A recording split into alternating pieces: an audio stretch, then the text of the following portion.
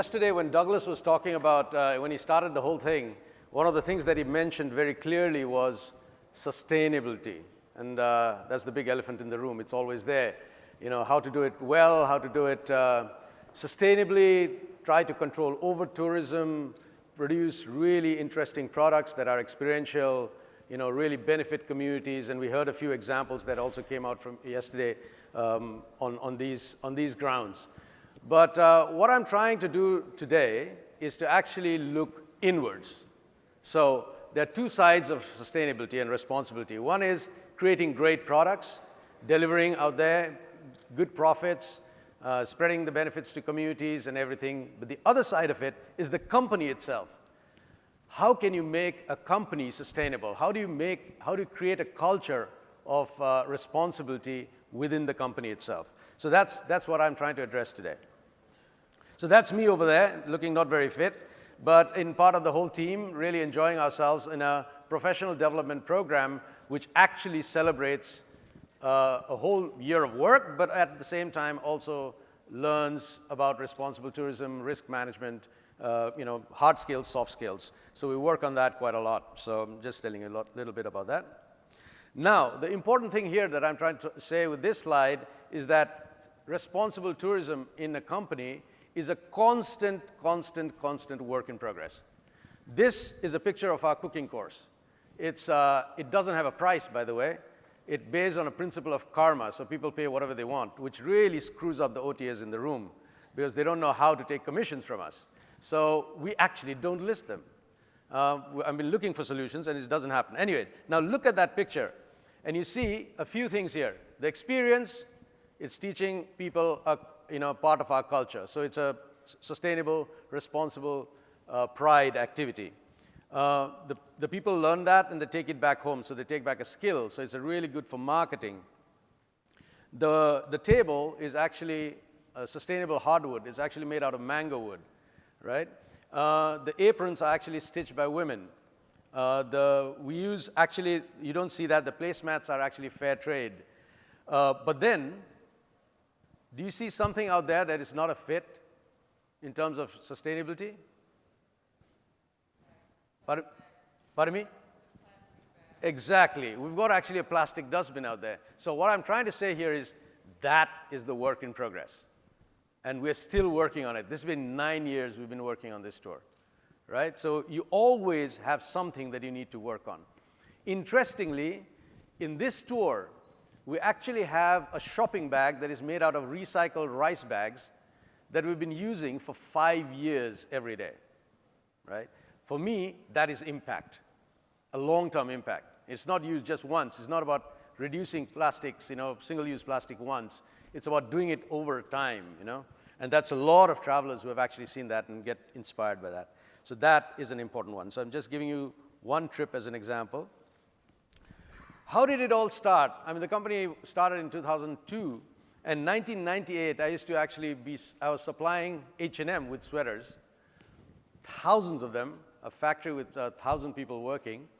And at that time, we brought in 2 groups of students from England and got them on a cost-plus model in Nepal, doing a wonderful trip, but $200 was set aside for doing eye camps, cataract eye camps. We raised about $6,000, went and did free cataract camps in the villages. That, for me, was, that's the power of tourism, was really, really, really powerful stuff. And to see somebody come in blind, almost, and go back completely, able, was something really inspiring. And that's where the concept of social work tourism came in. And that became Social Tours, mostly because I found a website and I could get the domain. But there was no other reason other than that. But nowadays, when I ask people, what is, when people say, what is Social Tours? Is it social media? But no. It was about social work. So I studied business, and if you look at business, if you look at the discussions happening here, it's about volumes, money, profit, minimize cost, maximize profit. So for me, it has been a continuous unlearning process of unlearning everything I learned in business and trying to put a completely different model into the company to try and put that culture in of sustainability and responsibility. So where we started is values. So it says, it's not hard to make decisions once you know what your values are. So the value-based decision-making model was something that was really in my head. And if you use values, it's the same like in families. You start making decisions based on the values of the company. So if you work on those values, it works really well. Moving on from that, the nuts and bolts was very simple, that responsible tourism is about culture, environment, local economy. It's about sensitivity and contribution into local economy. So those are just the three pillars that we used very clearly.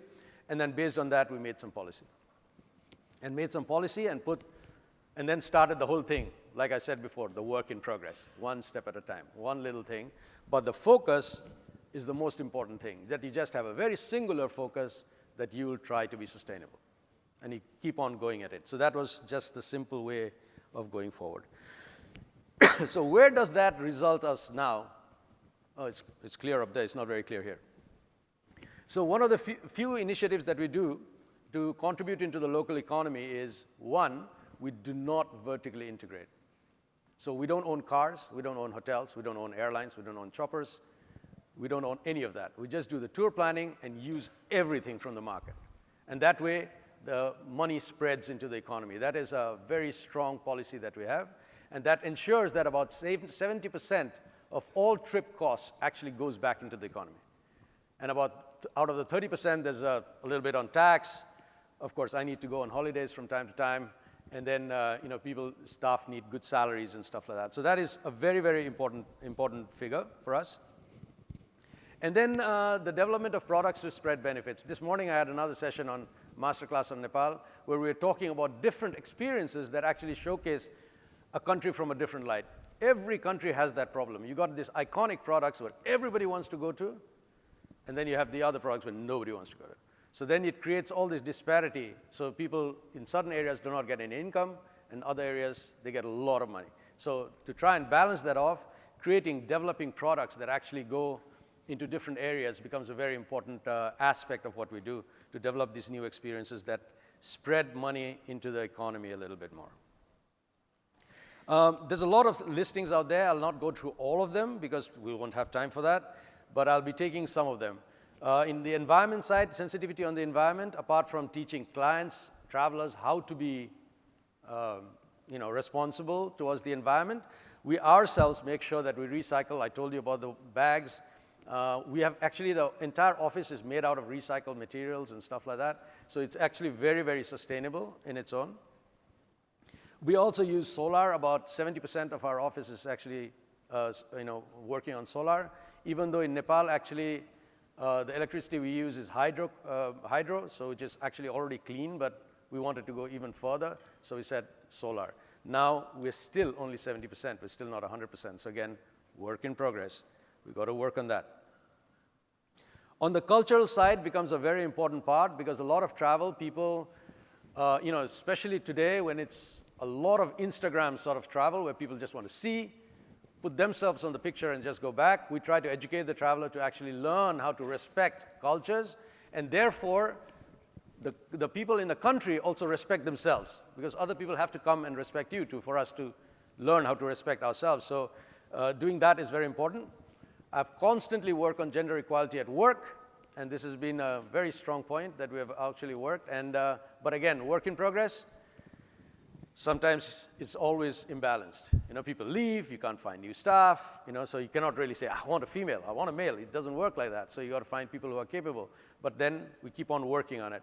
And then the cultural diversity at work is interesting because Nepal has got 150 different ethnic groups. And trying to put that diversity together when you only have 10 people is kind of difficult. But you do try hard to try and get people from a diverse culture into the workplace. And that has a very good benefit. You actually get expertise from all over the country. And it's really amazing when you do that. Giving back to society becomes obviously a very important part. That's how it all started. We conduct one of the biggest charity rides in Nepal with 3,000 riders. It's going to happen next month. It's been happening for 8 years. We've put $65,000 into charity through that, just raising money using cycling. We do a run to school. I work with several different NGOs working in the market, trying to give back into the communities. And then also the ICAMs, obviously. I'm still attached to doing cataract camps, and that becomes an important part of what the company does. The education part of it is quite important, obviously. Responsible travel guidelines, that was the first things we developed when we started the company. And then, of course, the sustainability talks with the industry, trying to spread out the message a little bit more, trying to give people a chance to actually get inspired by that. Guide trainings, industry networking, all those things become very important because you cannot be doing green hushing. If you're doing the good stuff, you got to talk about it as well, so that the industry also gets inspired. And that becomes a very important part of what comes as a culture.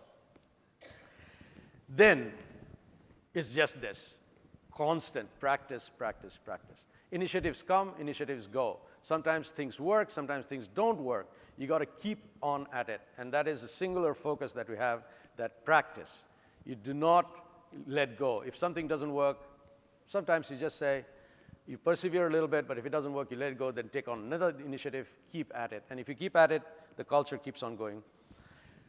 So trying to develop this whole idea with lifetime experiences, we've started off a little pet project, which is working on a coffee shop that does everything conscious.